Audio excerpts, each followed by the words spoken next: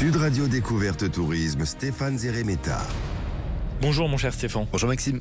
Aujourd'hui, vous nous emmenez, et cette fois-ci je dois l'avouer, dans un endroit que je ne connais pas, donc je vais vous écouter encore plus attentivement, à Pléneuf-Valandré. Voilà, c'est une belle destination balnéaire. On est dans les Côtes d'Armor, entre la baie de Saint-Brieuc, la côte Émeraude.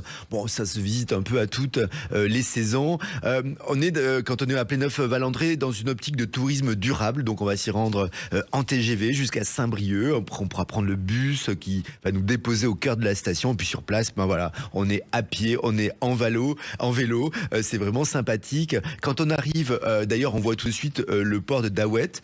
C'est la porte d'entrée vers Pléneuf-Valandré. C'est une vraie carte postale, hein. Maison en pierre, petit brocanteur, les bateaux qui sont multicolores, c'est vraiment sympathique. Alors, moi, je vous propose il faut partir en mer un tout petit peu.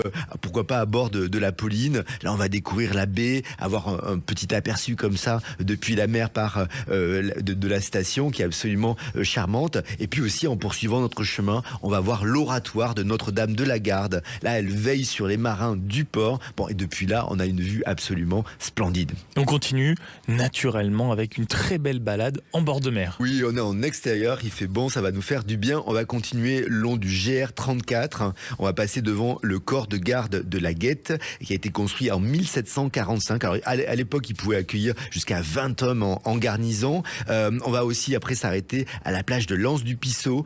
C'est sans doute une des plus belles des Côtes d'Armor. Les eaux sont absolument limpides. Et puis ensuite, on va aller vers Valandré. Alors là, on va flâner le long de la digue qui fait 2 kilomètres. Il y a plein de villages absolument superbes, hein. Ambiance belle époque. On est en bord de mer, notamment la villa Miramar. Vous pouvez aussi faire un tour au casino. Il y a tout un séjour bien-être qui peut s'organiser. On va s'accorder donc comme ça une pause entre spa marin et le panorama qui est absolument sublime.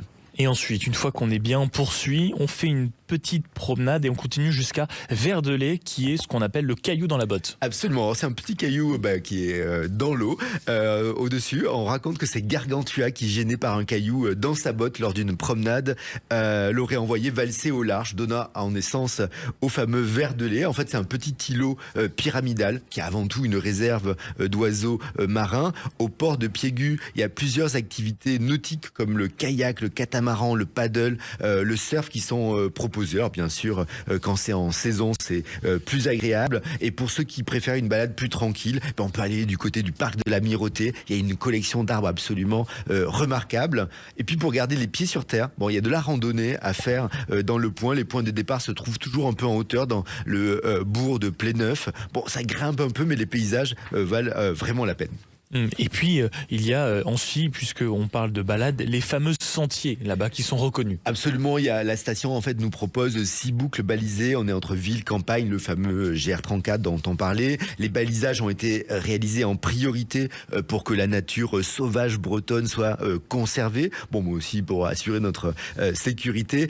Pour les plus aventureux, il y a une sortie baptisée Vue sur la baie qui chemine sur les hauteurs de Pléneuf-Valandré. C'est 10 km, ça va, ça se fait tranquillement. Les points de vue sur la baie de Saint-Brieuc sont absolument sublimes. Et là, on est vraiment d'une balade qui se fait entre ébocagères, des sous-bois, des prairies. Ça permet de sortir en dehors des sentiers battus. Il y a des randonnées qui sont encore plus accessibles, notamment la promenade du golf. Là, c'est un peu plus de 5 km et ça longe le parcours de 18 trous. D'ailleurs, ce golf est un des plus beaux d'Europe, notamment pour le trou numéro 11 qui est au départ d'un promontoire rocheux. Donc, vraiment, vous avez votre balle qui on est 60 mètres plus bas. Il faut redescendre, c'est assez étonnant. Il faut avoir un bon coup de club, comme on dit. Absolument. Et après avoir marché, après s'être dépensé un peu, on a forcément une petite faim, on a envie de boire quelque chose, de grignoter. C'est là où on peut faire le plein de spécialités locales. On a le marché qui a lieu le mardi matin à Pléneuf, le vendredi matin au Valandré.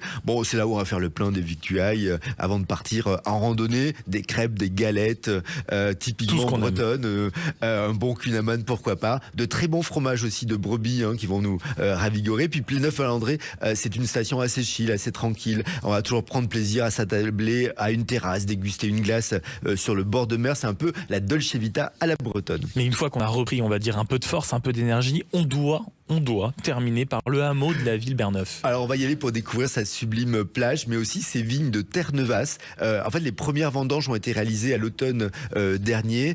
Et si on a envie de pousser l'adrénaline un peu plus loin, en fait, on peut embarquer pour des chars à voile. C'est vraiment une plage Génial. parfaitement lisse, avec une grande ligne droite, l'assurance d'un bon bol d'air, de sensations fortes, parce que c'est vrai que c'est un coin où le vent souffle plutôt fort. D'ailleurs, pour profiter du vent, mais cette fois-ci dans les airs, on peut opter pour le parapente, pourquoi pas, là aussi sensation assurée, puis surtout les vues aériennes sur l'ensemble de la station balnéaire sont vraiment sont magnifiques, et puis on voit la cité voisine d'Erquy qui est vraiment toute mignonne aussi. En tout cas, Pléneuf-Valandré, voilà, on est en Bretagne, c'est une destination revigorante et vraiment très sympathique pour un week-end de plein air. Et surtout pour une situation revigorante dans cette période de l'année. Merci beaucoup mon cher Merci Stéphane. à vous.